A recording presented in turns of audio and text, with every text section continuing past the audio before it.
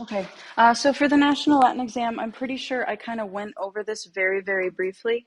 Okay, but now you're going to have officially seen it and are now officially responsible for it. Okay, so let's do a little bit of concept review. Actually, you know what? No. Um, Passive verbs. Let's just do this verbally. Passive verbs. How do they look in the present system? In the present system, how does a passive verb look? Huh? The turkey one? Yeah, the turtle one. Yeah. Okay, so you add those endings for risky turtles, murder, mini centurions. Okay.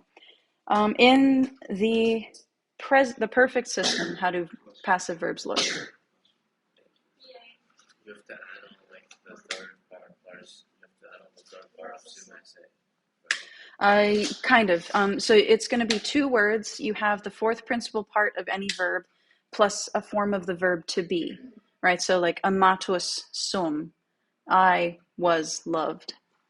Okay, that's like the passive in the perfect system. All right, so in the present system, it's one word. In the perfect system, it's two. All right, so now that we've kind of gone over that, I hope that jogged your memory a little bit. We're going to move on because why waste time when you can just have fun? All right. Let's talk about participles in English. If this would type, perhaps. Oh, there we are. Okay. That's a little too small, so let's up the size. Okay, font size good? Yes? Okay, 31. All right. What is a participle? It's an adjective that adds to the noun. Okay, it's a verbal adjective, so please write that down.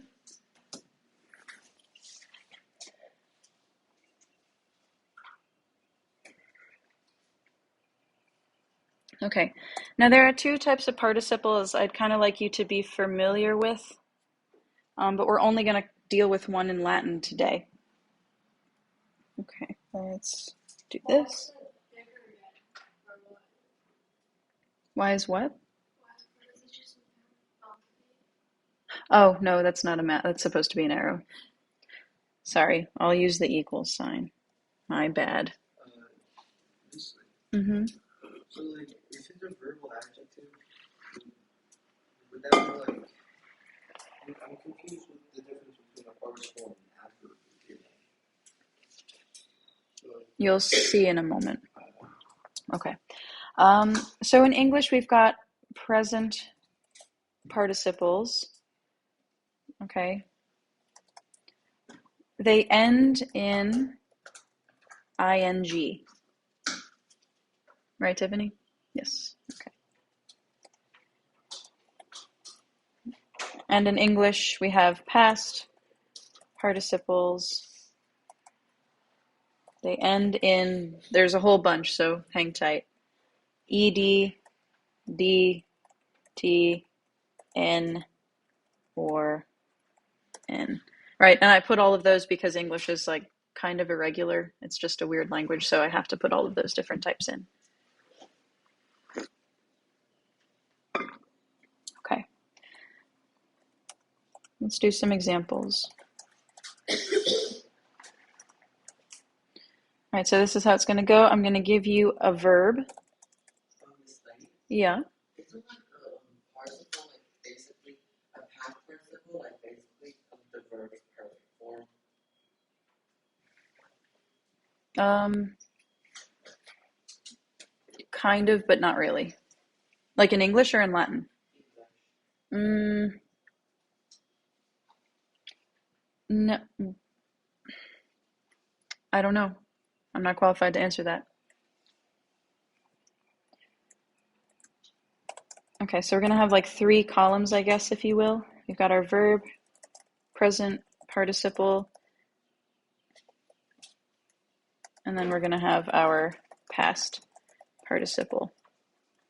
Okay. The first verb we're going to deal with is To rise. I'll give you the infinitive. Okay. So remember, present participles end in ing. So what would that form look like in English? How would I make to rise a participle? Rising. So here's your example. The rising sun. Okay. Now the past participle, how would I make it past? How would I change that phrasing? What would I say? Risen. Yeah. Okay. The risen sun. The rising sun. Mm-hmm. The sun has been risen. When you do it that way, well, think of it this way, okay? A participle is not an actual verb. So if could I say, wait, repeat what you said. The sun has been risen. That had been or has been. Either way, that statement, the sun has been risen or the sun had been risen, I can say that and it can stand alone, even if it's grammatically funky, as a unit, right? Because that actually has a verb in it. What participles are ways to express verbal things without it being an actual verb of the sentence, right? So in the example, if I were to say, I saw the rising sun, what is my main conjugated verb? I saw. I saw, right? The rising sun, rising, it is coming from a verb, but it's just describing what the sun is doing, if that makes sense. Okay, I saw the rising sun. Okay, another example. To boil. Okay, make it present.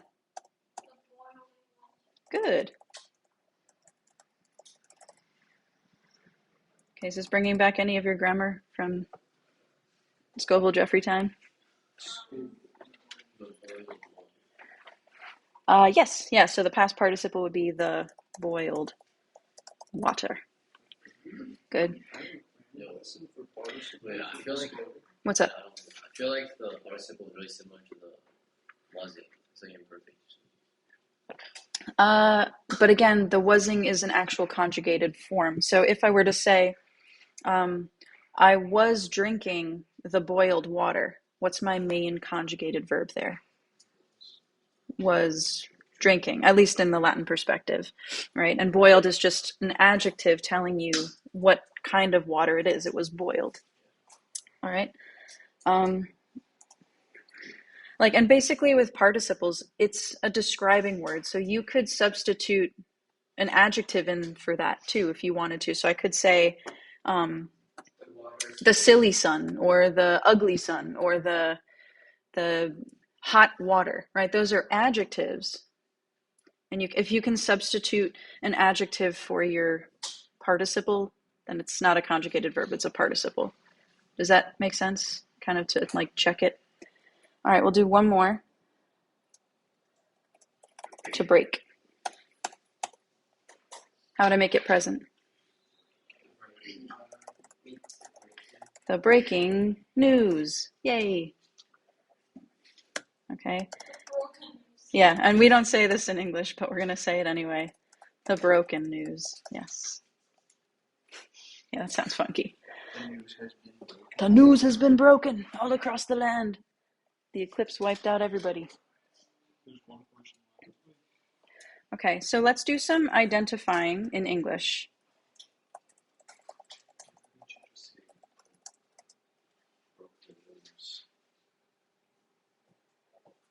The broken news.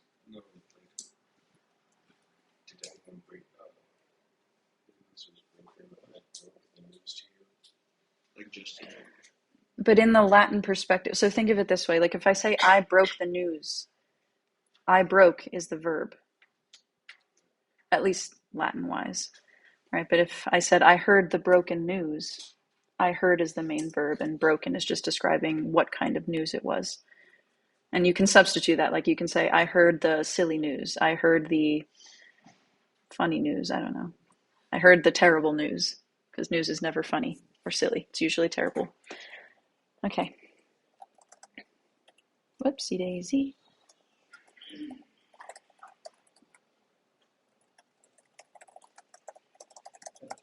Here's your example. A laughing man is stronger than a suffering man. Okay, laughing is a participle and suffering is a participle. What kind? Present. Okay, let's try another one.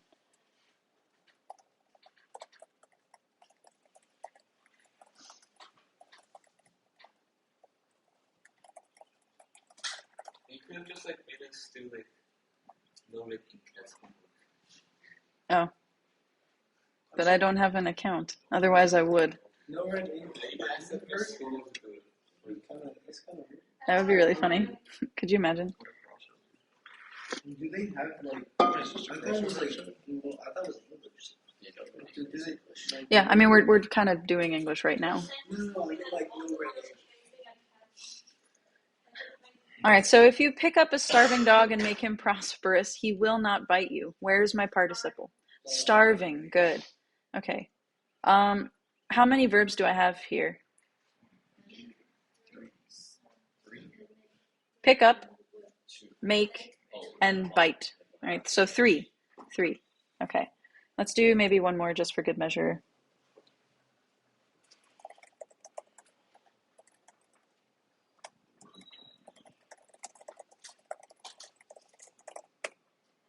The burnt ham was a sight that Titus could not tolerate.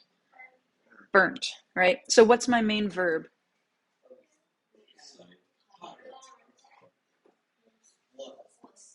Ooh, yeah, this is a little tricky. This is tricky.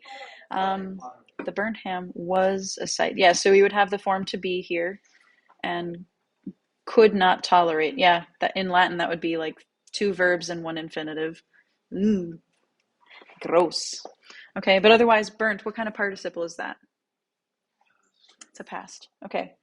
Y'all cool with them participles in English? More or less? Okay, let's try some in Latin. Okay, if you did not write the English examples, please be sure to write the Latin examples. Okay.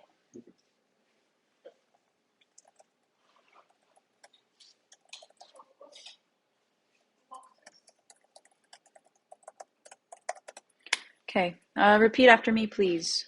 Quoquus, vocatus, ab omnibus, laudatus est. Okay, now, what's a little bit tricky? Okay, actually, before I even talk about any of that, which of these words looks like a verb but has a noun adjective ending? Not omnibus. Vocatus is one of them, and how about and laudatus? Right. Now, remember, vocatus and laudatus, they both end in us. So who are we talking about here? What's it modifying? The quoquus, right? So participles and passive verbs are super easy because the ending on them is going to, it has to agree with the noun that it's modifying, right, Sleepy Tim? Good morning, Starshine. Okay. All right, so this is our, okay. Now here's my question. Laudatus could be a participle, but what else could it be?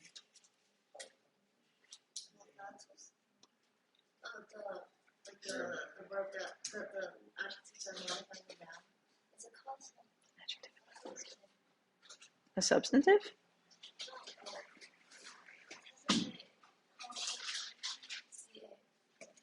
A complementary adjective? Could be. But what about est? Does est change what laudatus is?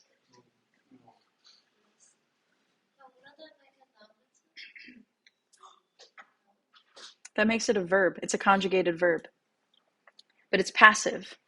Okay? So when you see when you see a word that looks like a participle like vocatus, always scan the line for the verb to be. If the verb to be is there, it's probably not a participle, it's probably a conjugated verb.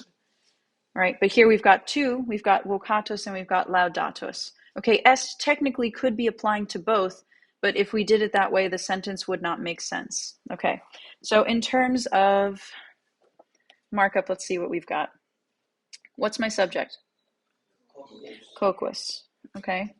Now, ab omnibus, we can easily take care of that. What is that? It's a prepositional phrase, so we're just going to circle it. Okay, now, laudatus est. Let's pretend vocatus isn't there for a second. Okay, coquus laudatus est. What does that mean? This is our verb here. Okay. Laudo, laudare, laudavi, laudatus. To praise, yeah. Okay, so let's make it passive, perfect passive.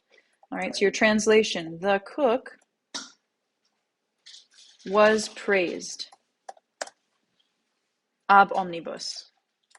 Well, let's pretend that's not there for a second. Okay, the cook was praised. Does that make sense? Okay. No. So now we're only going to be dealing with past participles, specifically what we call a perfect passive participle, and we're going to talk about that in a second. Okay, so vocatus, how I'm going to mark that up, this is a P, P, P.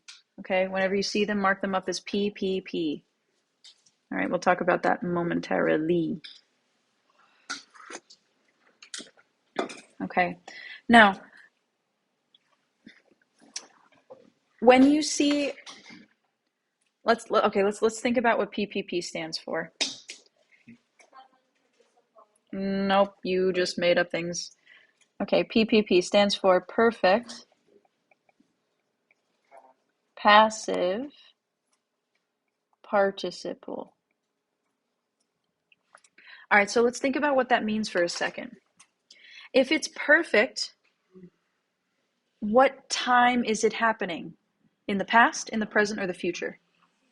In the past, because it's perfect, right? It's complete. And if it's passive, is it active or passive? It's passive, okay? So when you see a perfect passive participle, the best and easiest way to translate them is having been blanked. That's a good way to remember that the past is perfect. That's complete. Correct. Okay. Any questions on that? Okay, so now let's use that formula. Let's plug it in. Vocatus comes from voco, vocare, vocavi, vocatus. To call, yeah. I don't know. Do you guys do this anymore, or is it this? Do you guys still do this? Okay, so this is not. This is like weird. Well, apparently, I was talking to another teacher, and they said that kids didn't know what this was. They're like, I used to watch like a bunch of like hmm, with bananas, like banana phone. I just speak it because it makes my face sweat. Fair enough. Yeah, same. I understand that. Okay, so now let's convert that. Voco vocata means to call. Let's plug it into the formula. So the cook, it's vocatus is modifying the cook. So the cook, comma. How am I going to translate vocatus? Use the formula. Having been called, was praised. Now, let's figure out where we can put ab omnibus. Do we think that ab omnibus is going to go with having been called, or was praised? Was praised by all, I think. Makes sense. By all, or everyone. Okay.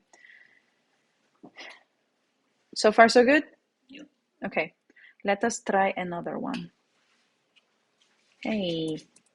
There we go.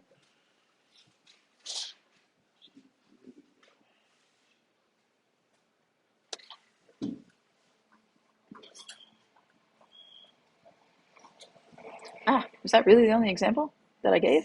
Silly goose. Okay.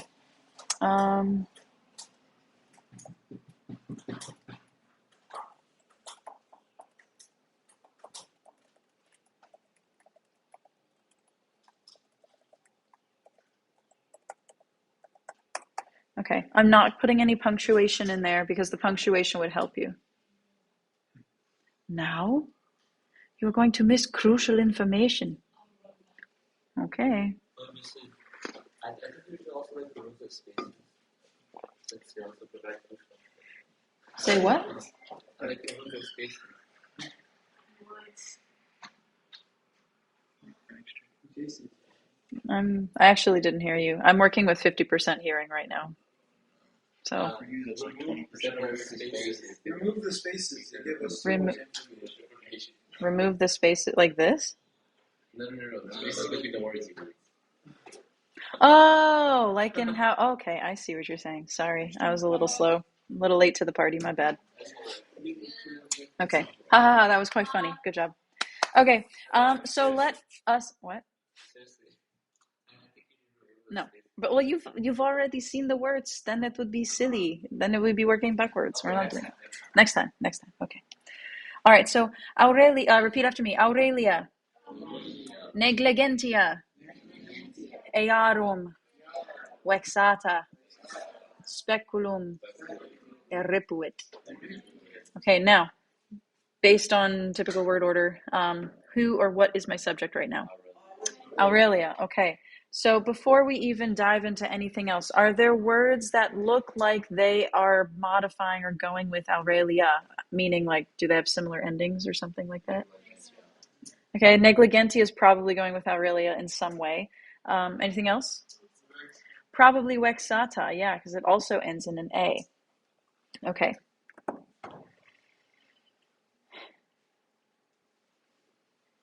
Oh, that's so funny. So funny. So funny. All right. Where's my verb? Tiffany, where's my verb? Good. Okay, and speculum. If we had to guess, what case is that?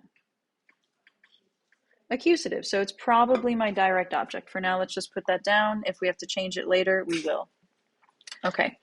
Now, negligentia. What does that word come from? Does that come from a... What is it? Does anyone know? Negligentia, negligentiae. So it's a first declension feminine noun. Okay. Now, Tiffany, open your eyes. Stop closing them. We're all tired here. Does this change anything? Yeah, that makes it ablative. Okay, so it's not actually modifying Aurelia like we previously thought.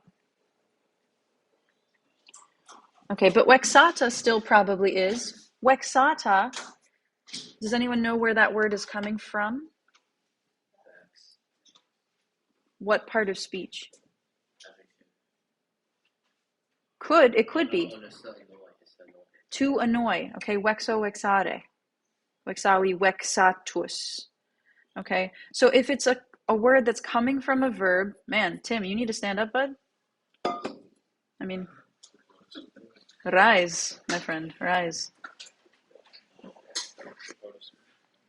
It's a participle, okay? Specifically a PPP. Okay. So it might have been. No, we had seen this before. This was no, Wexata should have been from chapter 28. Because remember, she was like getting ready to go to the market.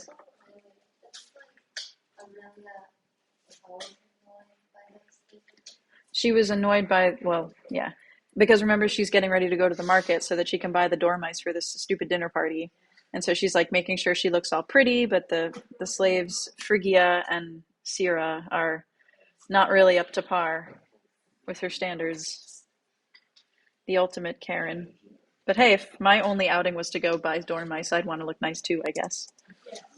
Do they buy them live, raw, or do they buy them cooked? I have no idea. So do they do, like raw on the market? Do they just like, oh, I want a dormouse, and they just like put it back and I mean, I guess it depends on where you go. I mean, nowadays you could go like to a store and say like, I want that lamb, but it's like already dead. Or you can go to the store and be like, I want that lamb and it's still bleeding, so they have to take it out back and slaughter it. Chickens too. You can do that still today. So I don't know, maybe. That's with, like, the butcher. Yeah, I mean, they gotta. I mean, some places do, other places do not. That's like, I mean, if you go and you get it live, it's pretty fresh, you know? well, isn't it like, well, yeah, if you have a market, Gracie's like, that's if gross. you have a market, you're bringing the butcher like an animal, then like, Is that what they do to the lobsters, like at Stop and Shop? Oh yeah. that's why they have their claws. Like, I don't see that. I used to like Yeah. looking at them because of my primitive monkey brain. All right, so primitive monkey brains. Let's translate our main clause. My main clause is Aurelia eripuit speculum. So what did she do? She eripuit snatched the. Nope. What am I? Pretend this is an object. Paper. Okay. Why are you on your phone searching up dormice? Put that away, Jason. It's that multi-cellular telecommunication device through an educational institution. Oh my goodness. Oh, that's speculum. Yeah. Speculum, right? Because like think about it, like to look, anything to see with it. Yeah, so it's a reflection. All right, so Aurelia snatched away the mirror. That's our main clause. All right, but now we got to deal with all this nonsense up in here. Okay.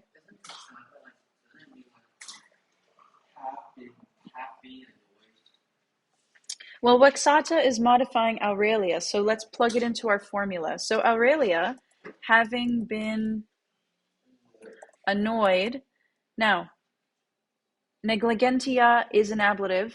Let's apply buioff, by, with, in, on, from. Having been annoyed, which one makes sense? By the negligence.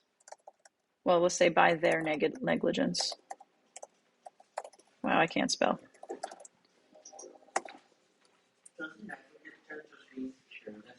Yes, you could say carelessness as well.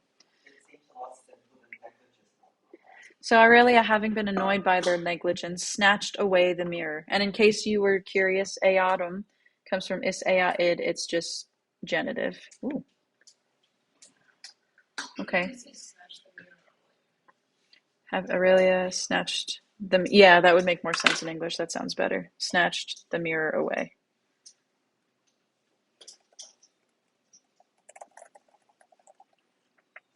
Okay.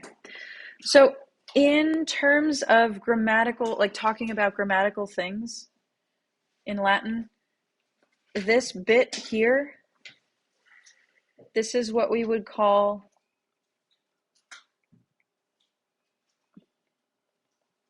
a participial phrase. Okay, meaning it's like just, well, eh. Okay. Any questions on that? No? Okay. Let's see.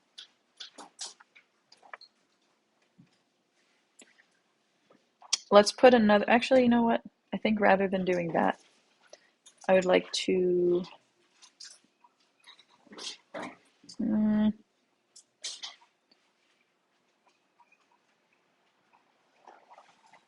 all right, I guess let's just talk about takeaways and then I'll set you guys off to do your group activity.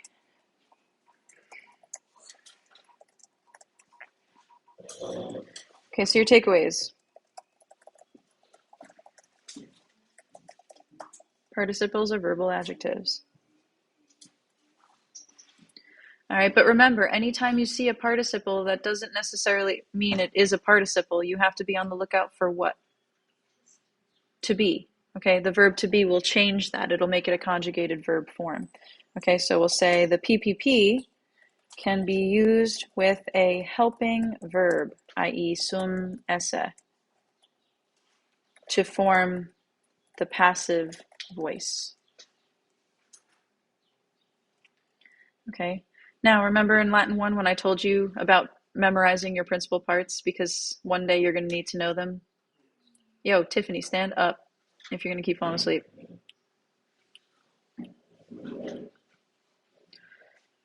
Okay. It's coming to help you now. All right, the PPP is the fourth principal part. Okay, so if you know your principal parts, you know your participles as well. Oh my God. I love you. I love to love. I had. I loved. I love. Yeah, so loved, that's your participle form. So we just have to like remember the dictionary form, or like remember the second dictionary form and connect dots. The second dictionary form? What do you mean by that? I mean, the dictionary form, like the second word, like to something. Oh, the infinitive? You can, but just keep in mind that once you move out of first conjugation, those patterns tend to kind of not be as consistent. So you're running a risk by not memorizing. Yes, Cece. So the PvP for apple is Yep. Yeah. Amatos, exactly. Oh, so what's the third principal part? The third principal part is the perfect first person singular.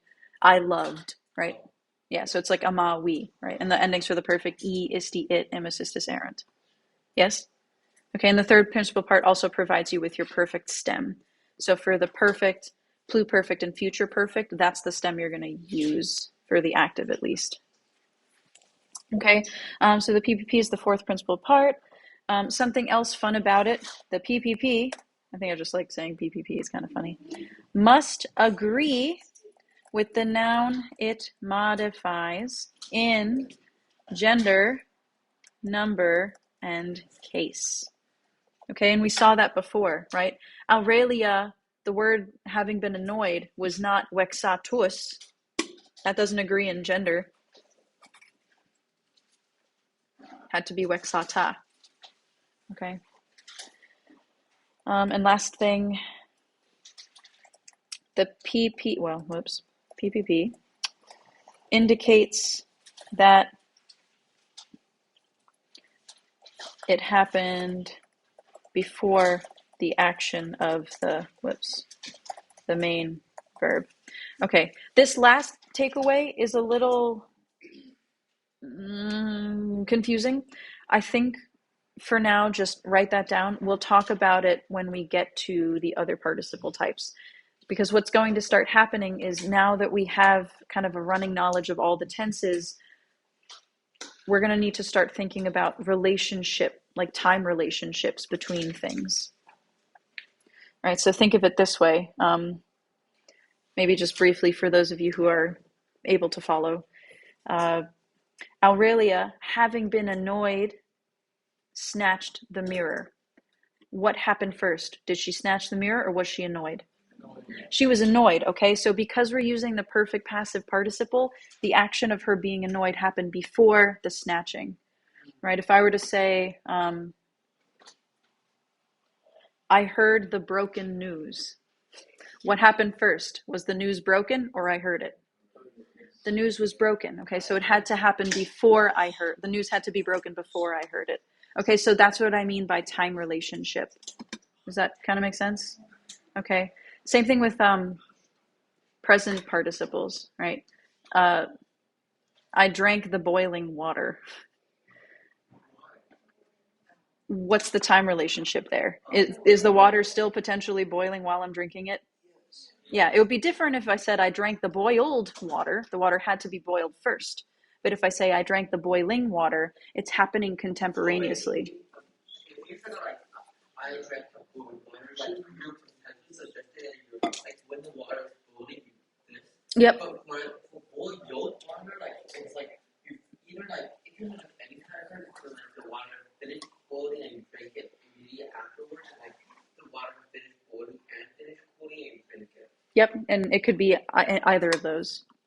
Yeah, so that's what I mean by time relationships. Arwen, head up, please.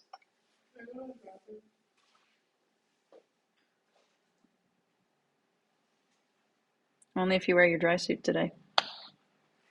I did ask. I asked Wally, and Wally said that it was okay. No, I really, you can ask him. I asked Wally. I made sure. I asked Wally. Okay, go to the bathroom. And then I asked Dave. Good luck in there. And you asked Dave? I asked Dave first, and then Dave asked me to ask Wally. Interesting. Okay, so I'm going to stop this recording. I'm going to post them.